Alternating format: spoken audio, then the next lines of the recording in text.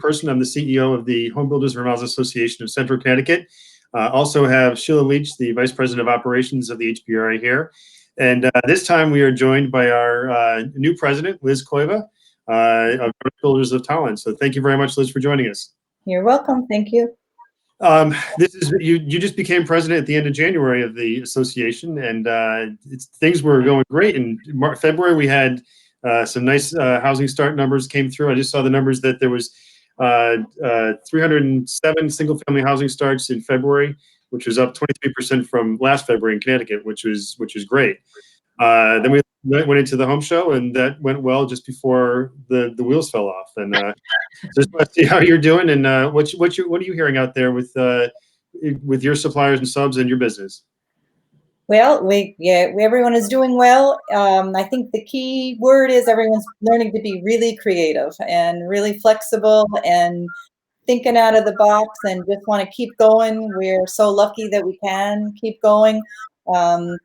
All the suppliers are still delivering. The subs are out there working. We're obviously changing our daily routine, but we're still going strong. Yeah, well, that's good. That's important. It's been an interesting week. This just in the past couple of weeks or 10 days or so, I was telling somebody else the other day that we were walking out of the office on Friday and got an email from one of our members that they were hearing town halls were closing, and then started to contact members about what they were hearing, and with your leadership and help, we were able to keep the construction industry open in the governor's order that came through this weekend. So it's been pretty important. But you guys are still active and still moving forward. Still moving forward. We have to thank the building officials, especially in all the towns. They have been so flexible. Really just, what do we need to do? How do we need to change our work practices? Drop it at the front door, leave it in the drop box that normally would take tax payments. They'll get it from there. Instead of dropping off the plan, we can email it to them. We can scan it to them. They'll initial it. They'll send back what normally would have been a paper operation for an inspection. It's an email now. It says, we went out to the site when you weren't there. It's all set. Keep going. So in the towns that we work in, the building officials have been really extraordinary. That's good. Anything you're hearing from customers that you're working with currently? They're still moving forward with their projects? They are still moving forward. We were able to sign 2 contracts in the midst of all this chaos, for lack of a better word. We do things a little differently. Where I normally would meet face to face to do selections, instead I took all the selection samples, I put them on the outside. They came by, picked it up. We got on a video conference and we walked through the contract together over the phone. But they had the samples in their hands because they picked up ahead of time. Normally that would have been a 2-hour meeting face to face. We just kind of did it. And the interesting thing was he taped it. He had access to WebEx, taped it because his wife was crazy with the kids at home that normally wouldn't be home, that she would normally be able to set aside time. The kids might be at daycare. So she was at home, not able to jump on the call. He taped it and she watched it later on at her own leisure and then called me back with questions or comments, etc. So people are just thinking out of the box, doing whatever they need to do to keep going because we all just want to keep moving forward. What are you seeing from your suppliers? Any things that have changed or unique ways they're doing business with you? They have limited showroom hours. Almost all of them have limited showroom hours, but in limited time, some of their staff, unfortunately, they've had to schedule differently, but they're still responding via email, etc. The deliveries they can still do because they're not coming into human contact. So they'll make sure to ask ahead of time. Are there going to be people on the job site? Where can we leave this? We just want to make sure to stay safe in all of this that's going on. Keep all the precautions the same. Drop it off when they have the safe time to do that. And same thing on the new construction sites.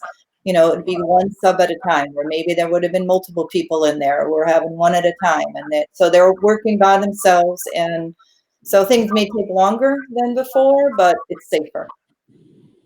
That's good. Yeah, I think you mentioned the remodeling side of things too, and I think that's critical because certainly, as people are in their homes a lot right now, a lot more than there used to be, things always break, things always change, and it's important to be able to get somebody to come out and make those repairs and improvements that not only they want to make, but that are critical to make in the home. For example, yeah, that just happened today. There was something that had to be changed out, and what I did, a bunch of phone calls to coordinate it to make it one step process instead of multiple steps. So in the end, there's just one person on Friday going, taking care of everything instead of 3 different people that normally would have, taken care of the problem. And their request was, when they go in the house to take care of it, can the homeowners please go to another part of the house, make sure the area was sanitized before they come in. They'll do their work as quickly as possible, leave, and then give me a call so it's safe for them to return. Yeah. Well, that's great that as I think Sheila said, they're coming up with some creative ways to do business and to make things happen. So that's neat. Yeah, I think everyone is working together as best they can. It's a little scary for some people, and I've noticed a little more, concern on some people's part, but we just keep assuring them we just can go forward, just keep going. Yeah, absolutely. No, we have, as you know, that partnership that we have with the Aging in Place Toolkit website. I was speaking with them today, and they said that they've had some clear searches going on, and that are happening quite a bit with a lot of folks. And the top 3 searches and the social media hits right now are for people to install a bidet in their house. I think because of the toilet paper issue. Second one is people looking for freezers and appliances like that they want to make sure they've got the ability to save some food. And then the other one is on security systems, which is important as well. I think that certainly during these times where there's a little bit of uneasiness and people aren't sure what's going on, making sure they feel that they're in their homes is very important. So and obviously members that can do all of those things. Yeah, exactly. And those are all 3 important things, but they're valid concerns for sure. Yep, absolutely. But no, so as you all know, the association we're working remotely as we can all tell from this exercise. But the association stays open. We forwarded all the phone calls to Sheila's cell phone, which luckily she has that. But we're certainly actively working with our members and staying in touch with them and through emails and telephone and resources like this that we've tried to introduce now to our community in the association members, so that they can hear from other people, see what's going on, and I think share some best practices. And I would encourage people, if they have concerns or they're having difficulty working through something, give us a call. Maybe we can help.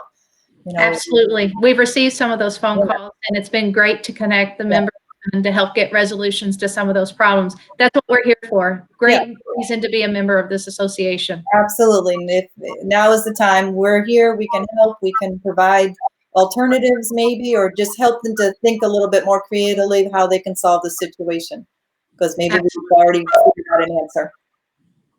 Yeah. Well, no, thank you very much, Liz. We appreciate your time, giving us a little insight as to what you're doing in your business to stay creative and to things. I think when we come out through the other side of this, business, as usual, may look a little different, and it may be a little easier too.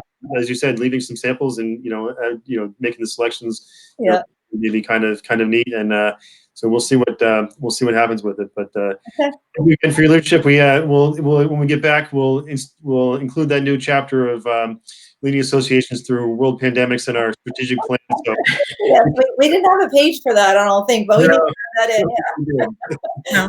Yeah, that's number 10. Other duties as assigned, leading a pandemic. Exactly. Thank you for your leadership, Liz. Okay, thank you. Thank you very much. Okay. We will be in touch. All right. Thanks again. Yep. Bye-bye. Bye-bye.